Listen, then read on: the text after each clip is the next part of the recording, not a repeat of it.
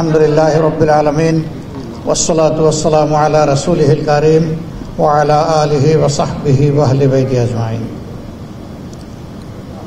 এফডিবির বার্ষিকী সম্মেলনের সম্মানিত সভাপতি, মঞ্চে বসা জাতীয় নেতৃবৃন্দ,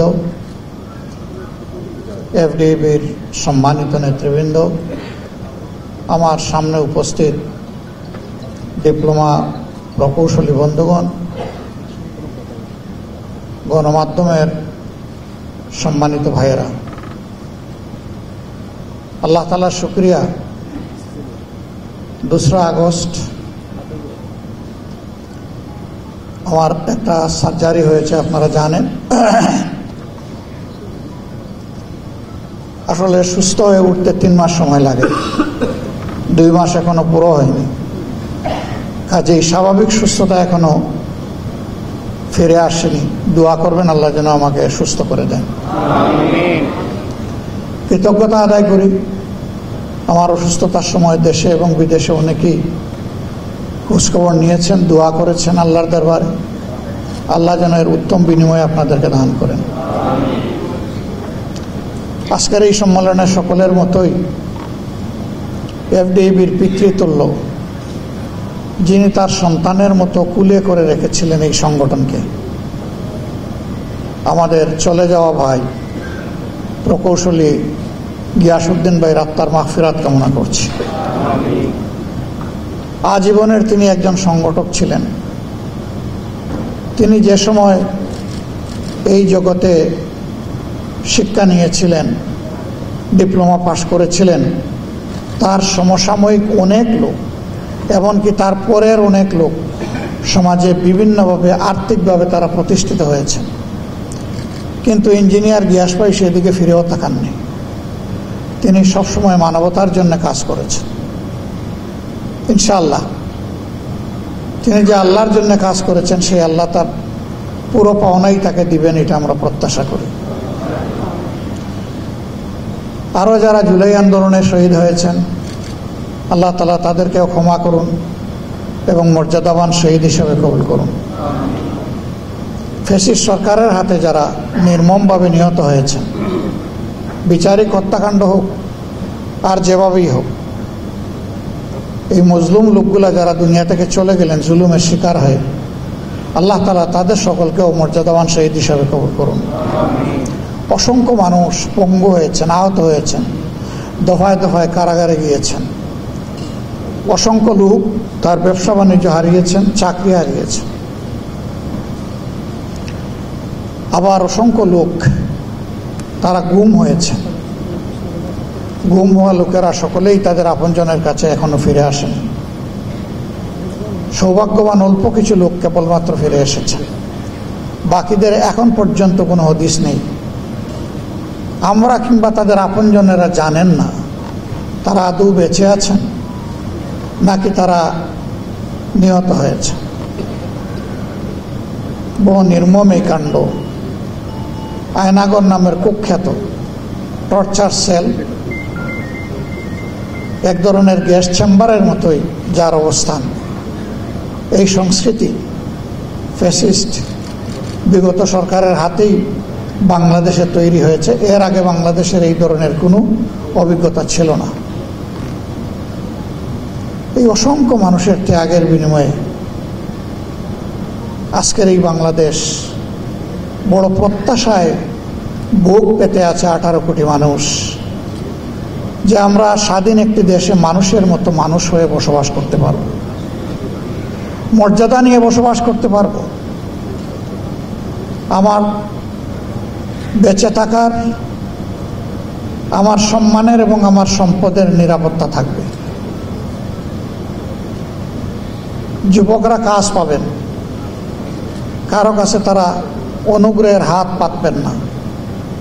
যার যার যোগ্যতা অনুযায়ী তারা তাদের কাজ পাবেন। কিন্তু সেই পরিবেশ অর্ধ শতাব্দীর অধিক সময়ে আমরা বাংলাদেশে সৃষ্টি করতে পারিনি। তবে হ্যাঁ, যা পারিনি আগামীতে তা হবে না, এটা আমি মেনে নিতে রাজি নই। এই না পারার ইতিহাস থেকেই আমাদেরকে পেরে ওঠার ইতিহাস তৈরি করতে হবে ইনশাআল্লাহ। আমাদের গুড়াগলদ, আমাদের শিক্ষা ব্যবস্থা না নৈতিক না বৈষয়িক, কোনো মানের ধারে কাছেও নাই। এই শিক্ষা ব্যবস্থায় মানুষের মেধার অপচয় হয়, সময়ের অপচয় হয়, অর্থের অপচয় হয়। এই সময়, এই অর্থ, এই মেধা বিনিয়োগ করে প্রিয় দেশ আরও উন্নত, দক্ষ, সোনার মানুষ তৈরি করতে পারত, কিন্তু সে পরিকল্পনাটাও নাই। আর থাকবে কেন ভাই? এই পরিকল্পনার দায়িত্বে যারা আছেন তাদের সন্তানেরা তো এই দেশে লেখাপড়া করে না। তাদের সন্তানেরা এই দেশে লেখাপড়া করলে তখন তাদের মাথা থেকে জনকল্যাণমূলক, বাস্তবধর্মী, প্র্যাগম্যাটিক সেই প্ল্যান এবং পরিকল্পনা বের হয়ে আসত। তাদের কোনো দরদ নেই জাতির প্রতি। আমি অবাক, 1,20,000 টাকা যিনি চাকরি পান, প্রতি মাসে 3 লাখ টাকা তার সন্তানের জন্য লেখাপড়ার খরচ মেটানোর জন্য বিদেশে পাঠান। এই টাকা তিনি কোথায় পান? হ্যাঁ, আমাদের সমাজে ওই সমস্ত লোকের শ্বশুর বাড়ি বড় ধনী, বিয়ার সময় ধনী থাকে না, ওনার হাত ধরে শ্বশুর বাড়ির লোকেরা ধনী হয়ে যায়। কারণ জনগণের পকেট এবং কিসমত কেটে অসৎ লোকেরা যে টাকা উপার্জন করে ভয়ে নিজের অ্যাকাউন্টে রাখে না, কারণ এটা দেখাতে পারবে না তারা এর উৎস কি, সে কট হয়ে যাবে। আবার নিজের পিতৃপক্ষের যে আত্মীয় স্বজন আছে তাদের নামেও লেখে না, কারণ ঘরের ভিতরে প্রধানমন্ত্রী অনবরত তাকে উৎসাহিত করেন শ্বশুর বাড়িকে ভাগ্য পরিবর্তনের জন্য। অনেকেই কেঁদে কেঁদে জীবনের এক পর্যায়ে এসে বলেন, আমার আমটাও গেল, আমার সালাটাও গেল। যাদের কাছে তারা আমানত হিসাবে রাখেন তাদেরকেও একটু রিস্ক নিতে হয়। তো তাদের সুবিধাজনক সময় তারা বলে, মিয়া সাহেব, আপনার যান বাঁচানোর জন্য আপনার বোঝা তো আমার ঘাড়ে রেখেছিলেন, আমি আপনাকে চিরতরে ওই বোঝার দায় থেকে মুক্তি দিয়ে এই বোঝা আমি কবুল করে নিয়েছি, এটি এখন আমার দায়। যেহেতু আমি নিয়েছি, মালিকানাটা আমাকে দিয়ে দেন, এদিকে আর ফিরে তাকাবেন না। মানসিক ভারসাম্যহীন হয়ে, অপদস্থ হয়ে দুনিয়ায় বাকি জিন্দেগিগুলো তাদেরকে কাটাতে হয়। সম্মানিত ভাইয়েরা, কি হবে এত সম্পদ দিয়ে? খোলা আসমানের নিচে গিয়ে আপনি যদি আসমানকে স্পর্শ করার জন্য হাত উপরের দিকে বাড়ান, আপনি নিঃসন্দেহে ব্যর্থ হবেন, আপনি আসমান স্পর্শ করতে পারবেন না। কিন্তু আপনি যদি নিচের দিকে হাত প্রসারিত করেন, অবশ্যই মাটিতে গিয়ে আপনার হাত থেকে যাবে, আপনি মাটি স্পর্শ করতে পারবেন। মানব জীবনের দুটি অবস্থার যে কোনো একটা হতে পারে। হাউ মাচ আই নিড, আমার কত কিছু প্রয়োজন, এইটার কোনো হিসাব কেউ জীবনে মিলাতে পারে না এবং পারবে না। এরকম ঊর্ধ্বাকাশের দিকে যারা লোভ লালসা নিয়ে তাকাবে, ওদের লোভ কবরে যাওয়ার আগে পূরণ হবে না। আদম সন্তানের লোভের পরিসমাপ্তি ঘটবে কবরের মাটি দিয়ে, এর আগে নয়। যারা লোভী আর যারা ডেডিকেটেড, যারা দেশপ্রেমিক, যারা সামাজিক দায়িত্বকে আমানত মনে করে, তাদের সংজ্ঞাটা অন্যটা। তাদের সংজ্ঞা হাউ মাচ আই নিড নয়, তাদের সংজ্ঞা হচ্ছে without what I can do, কত কিছু ছাড়া আমার চলে আমি দেখব, আমি একটা সাদামাটা জীবনযাপন করব, আমার জীবনে চলাফেরায় আভিজাত্য কিংবা জৌলস থাকবে না।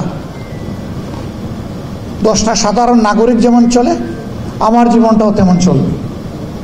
এরকম সাহসী সিদ্ধান্ত যারা নেয়, তারা অন্তরের পরম প্রশান্তি এবং সামাজিক মর্যাদা সর্বক্ষেত্রে তারা লাভ করে থাকে।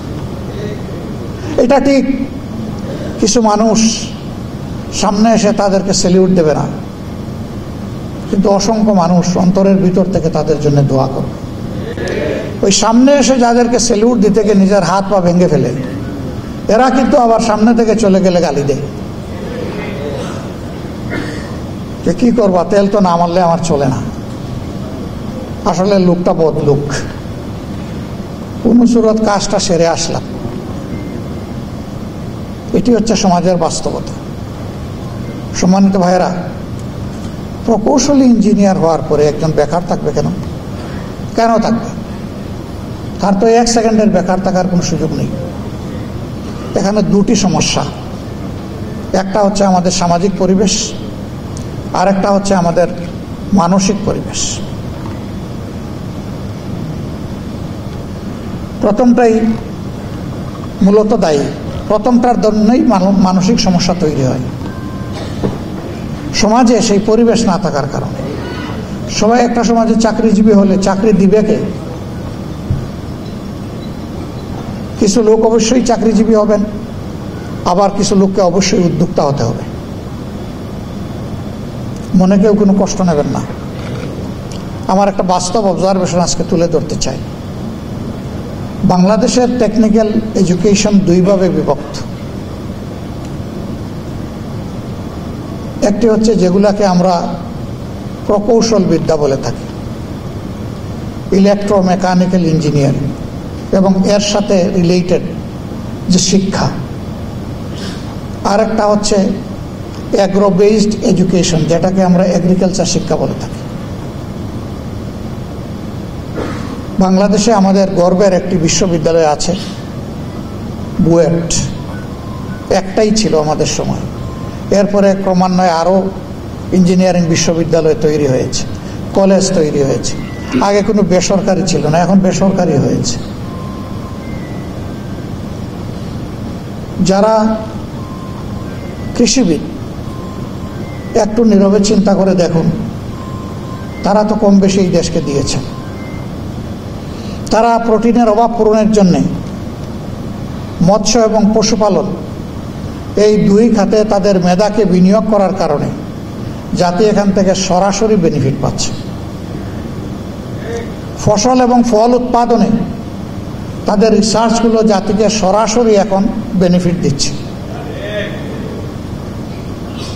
যদি এই ক্ষেত্রে তারা এগিয়ে না আসতেন, বাংলাদেশের মানুষের পেট বিদেশের কাছে ইজারা দিতে হতো। আমি তাদেরকে ধন্যবাদ জানাই। রিসার্চে আরও যদি তাদেরকে উৎসাহিত করা হয়, লজিস্টিক দিয়ে, পর্যাপ্ত ফান্ড দিয়ে, দেশ আরও বেশি উপকৃত হবে ইনশাল্লাহ। কিন্তু আমরা যদি মেধার দিক থেকে দেখি, এইচএসসি পাশ করার পরে আমাদের সময় ট্রেন্ড ছিল প্রথমে বুয়েটে যাবে, না পাইলে মেডিকেলে আসবে, এরপরে এগ্রিকালচারে যাবে,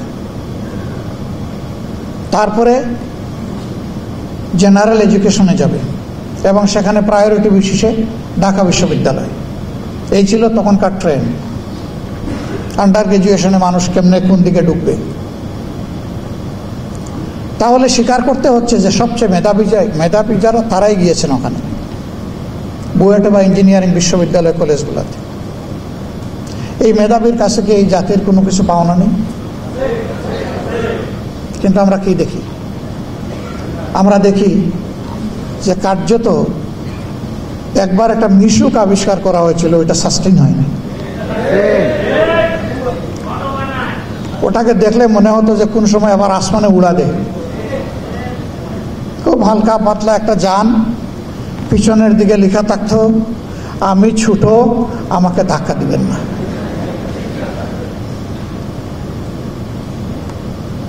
আমাদের আবিষ্কার চোখে পড়ার মতো আর অনেক কিছু হতে পারত। চায়না গত 27 বছরে সেখানে দস্তুর মতো একটা রিভলিউশন করেছে। তারা তো আমাদের কাছের দেশ। ভারতেও অনেক উন্নতি অগ্রগতি হয়েছে। আমাদের এখানে প্রকৌশল সেক্টরে হয়নি কেন? 3 কারণে। প্রথমে ইন্টেনশনের অভাব বা প্ল্যানের অভাব। দ্বিতীয়ত পৃষ্ঠপোষকতা অথবা সাপোর্টের অভাব, তৃতীয়ত ভিশনের অভাব, চতুর্থত কারেজের অভাব, পঞ্চম হচ্ছে এফোর্টের অভাব। এই 5 অভাবের কারণে আমরা পিছিয়ে পড়ে আছি। আমরা এই গুণে ধরা বাংলাদেশ ইনশাআল্লাহ বদলাতে চাই এবং জনগণের সহযোগিতা পেলে, আল্লাহ তাআলার আসমানি সাহায্য পেলে ইনশাআল্লাহ এটা সম্ভব। আমরা বিশ্বাস করি 5 বছরে উন্নয়নের বুলেট ট্রেন আমরা চালু করতে পারবো না, কিন্তু ইনশাআল্লাহ এক্সপ্রেস ট্রেন আমরা চালু করতে পারবো। এক সময় বুলেট ট্রেনও চালু হবে ইনশাআল্লাহ। ইনার্শিয়া অফ মোশনে তখন সিভিলাইজেশন সামনের দিকে চলতে থাকবে আল্লাহ চাইলে। আমাদের সমাজে দায়িত্ববোধের চাইতে মর্যাদার লড়াইটা বেশি হয়। আমি যদি দায়িত্ববোধের সাথে আমার দায়িত্বটা পালন করি, মর্যাদা আমার পিছনে গোলামের মতো লেগে থাকবে। দুনিয়ার মানুষ মর্যাদার চিন্তা করে না।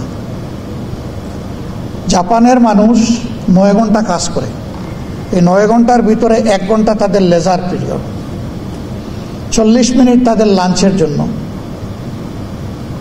10 মিনিট তাদের প্রথম ব্রেকফাস্টের জন্য, আরও 10 মিনিট হচ্ছে লাইট ব্রেকের জন্য। এই 1 ঘন্টা সময়ের ভিতরে সে তার বন্ধুবান্ধব, পরিবার, কারোর সাথে কথা বলতে হলে এই সময়টাই বলবে, কিন্তু বাকি 8 ঘন্টা তার মোবাইল অফ, সাইলেন্ট নয়, অফ। কারণ সে বলে যে এই সময়টা তো আমার না, এই সময়টা আমার এমপ্লয়ারের। এটি আমার সরকার হতে পারে অথবা এটি কোনো কোম্পানি হতে পারে। আমি আমার এমপ্লয়ারের সময় অপচয় করার কোনো অধিকার রাখি না। ভাই, তারা তো আর আমাদের মতো আমানতু বিল্লাহি কাবিলতু জামিয়া বলে নাই তো। তাদের এই অনুভূতির কারণে আজকে বিশ্বে যদি একটা মর্যাদাপূর্ণ দেশ হিসেবে তারা দাঁড়াতে পারে, তো আমরা কেন, যারা বলেছি আমরা ঈমান আনলাম সব কিছুতে আল্লাহর উপরে, আমরা কেন পারি না? তাদের ওখানে সবার পিছনে তো গোয়েন্দা লাগানো নাই, কিন্তু তার বিবেকের গোয়েন্দা তাকে প্রতিনিয়ত সজাগ করে রাখে, তোমার কাজ তুমি করে যাও, কাজে অবহেলা করবে না। আমাদের দেশে মর্যাদা নিয়ে সীমাহীন লড়াই। একজন মানুষ যদি একটু মর্যাদা পেয়ে যায়, আরেকজন এটা সহ্য করতে পারে না। আরে ভাই, আল্লাহ তাআলার ইচ্ছা একজন গ্রাজুয়েট ইঞ্জিনিয়ার হবেন, আরেকজন ডিপ্লোমা হবেন, আরেকজন টেকনিশিয়ান হবেন। এই 3 স্তর মিলেই তো আমাদের উন্নয়নের চেইন। তো যদি টেকনিশিয়ানরা কাজ না করে, তো ডিপ্লোমা ইঞ্জিনিয়ার ভাইয়েরা কি করবে? তারা কি ওই কাজটা করতে পারবে? আবার ডিপ্লোমা ইঞ্জিনিয়াররা যদি ফিল্ড লেভেলে টেকনিশিয়ানদেরকে প্রপার সাপোর্ট না দেয়, তাহলে গ্রাজুয়েট ইঞ্জিনিয়ার যারা, তারা কি বাকিটা সব কুলিয়ে ফেলতে পারবে? পারবে না। তাহলে একটা কম্পোনেন্ট আরেকটা কম্পোনেন্টের কমপ্লিমেন্টারি। এখানে কনফ্লিক্ট হয় কেন? এখানে তো কমপ্লিমেন্টারি হবে, কমপ্লিট হবে না, কিন্তু আমাদের হয় কনফ্লিক্ট। এই রিকগনিশন মানি না, ওই রিকগনিশন মানি না। ভাই, আপনি উপরের দিকে উঠেন, আরেকজনকে লাথি মেরে নিচে নামাইয়েন না, তাকে তার জায়গাটা দেন।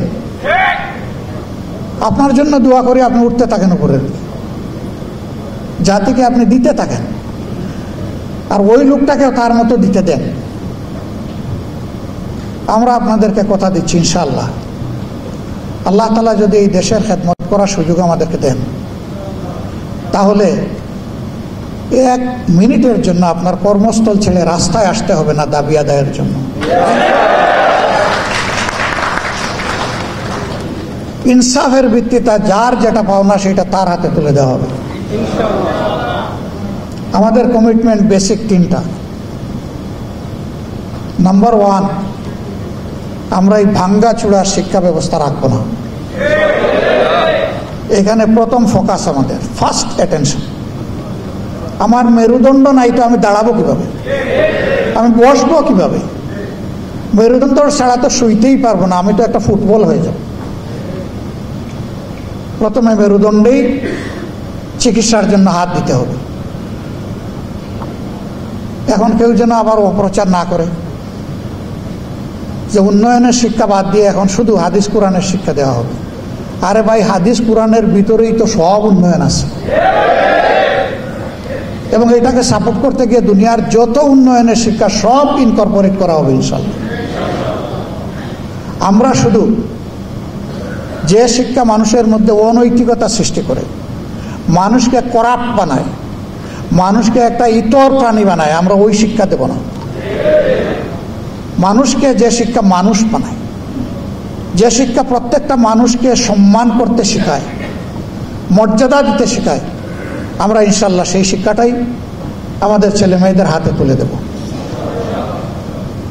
এবং এই শিক্ষার সাথে সর্বোচ্চ বৈষয়িক উৎকর্ষের শিক্ষাটাও থাকবে।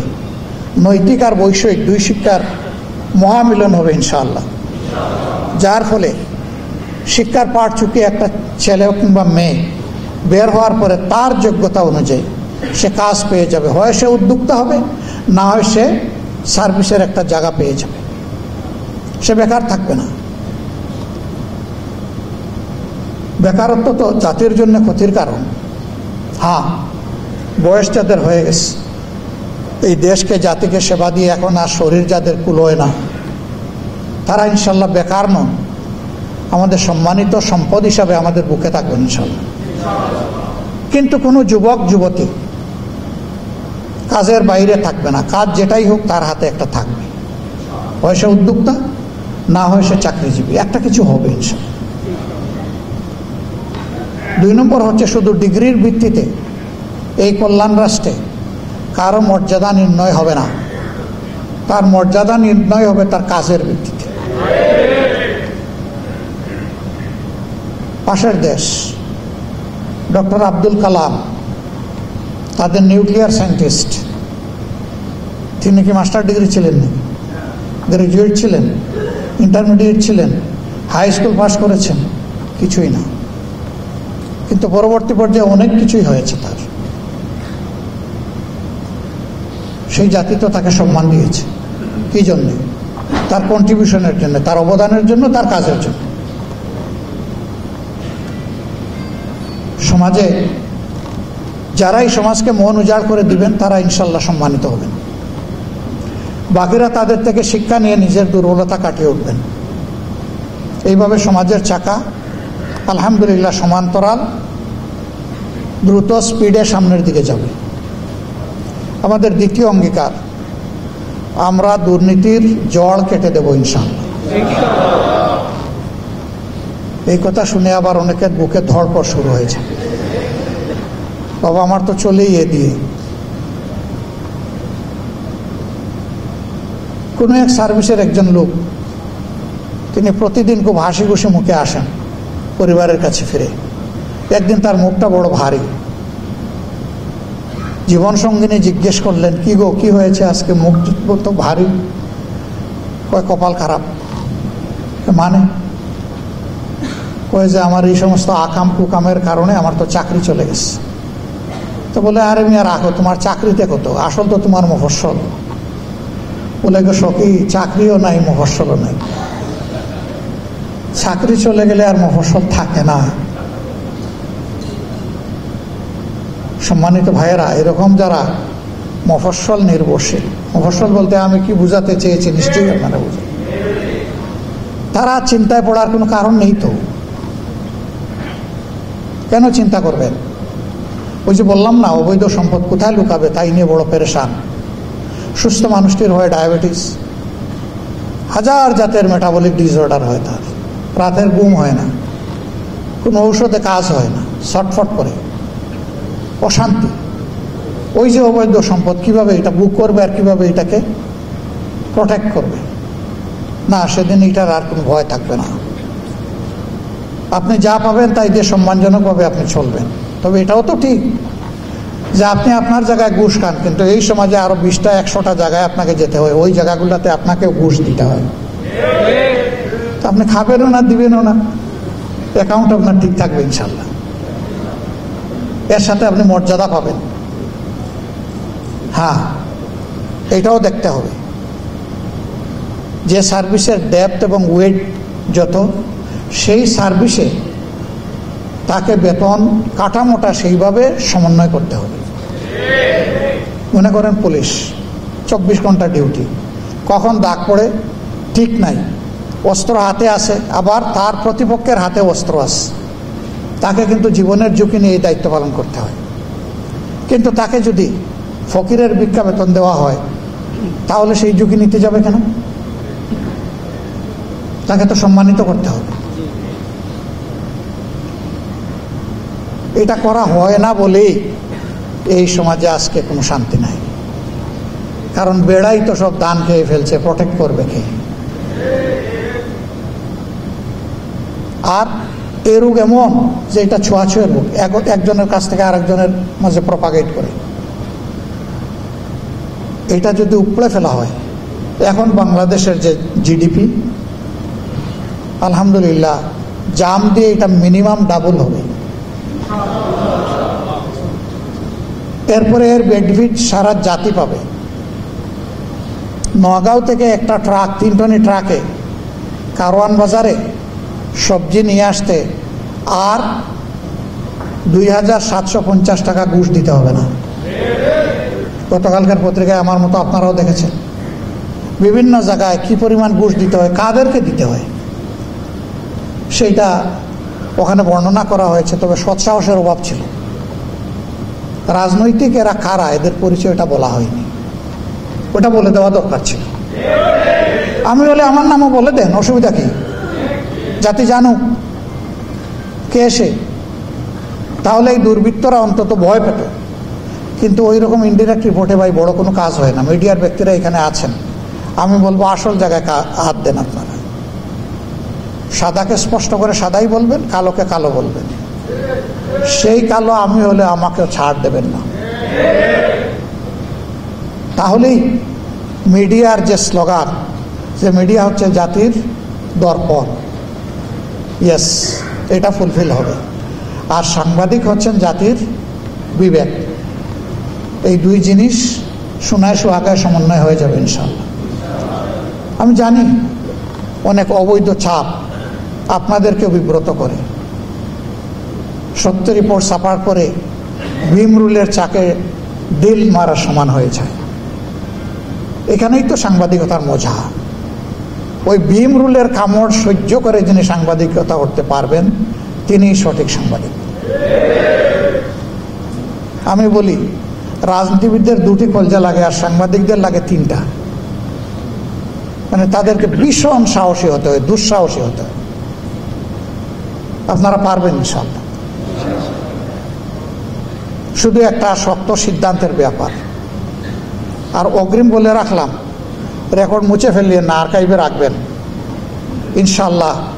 আল্লাহ যদি আমাদের হাতে এই সুযোগ এনে দেন, আমরা আপনাদের সাহসিকতার বিকাশ ঘটানোর জন্য আপনাদেরকে সুযোগ দেব। সেটা আমাদের বিপক্ষে গেলেও ইনশাআল্লাহ।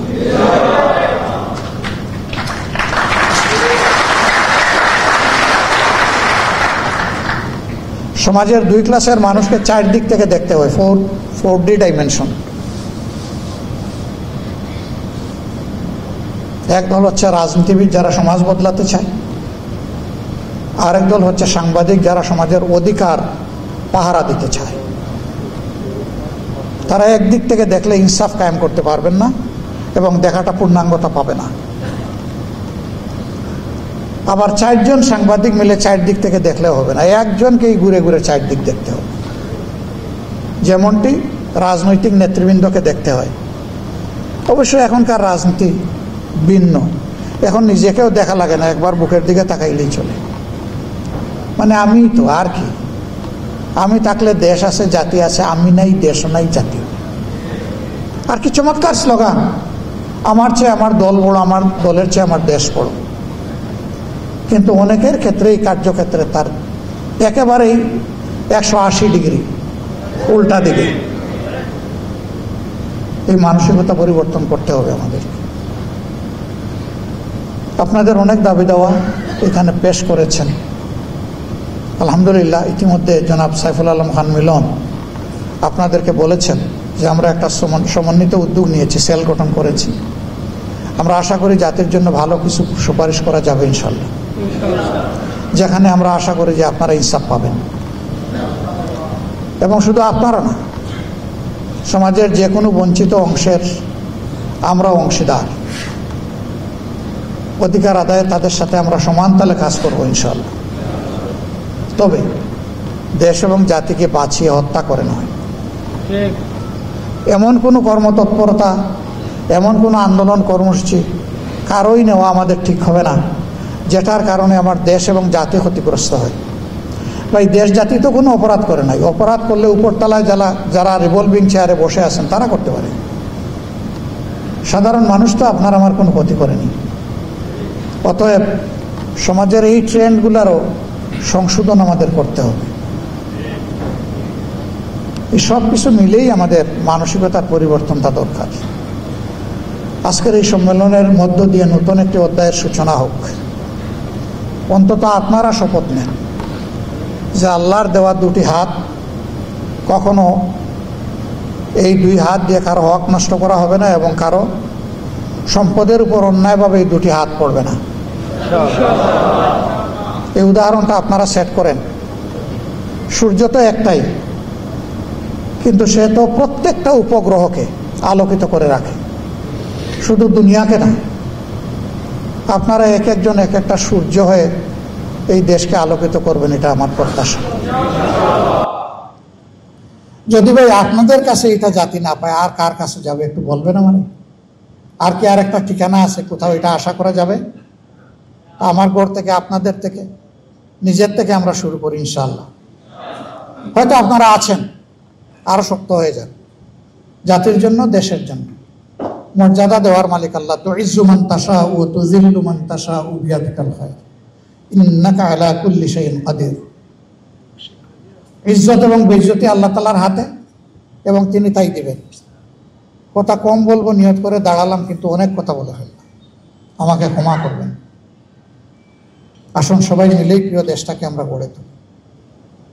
আসুন আমরা শুধু পরস্পরের দোষ ত্রুটি নিয়ে পড়ে না থেকে, কামড়া কামড়ি না থেকে, নিজের ইতিবাচক কর্মসূচি নিয়ে জাতিকে আমরা আশা জাগা নিয়ে, কর্মসূচি নিয়ে সামনে এগিয়ে যাই।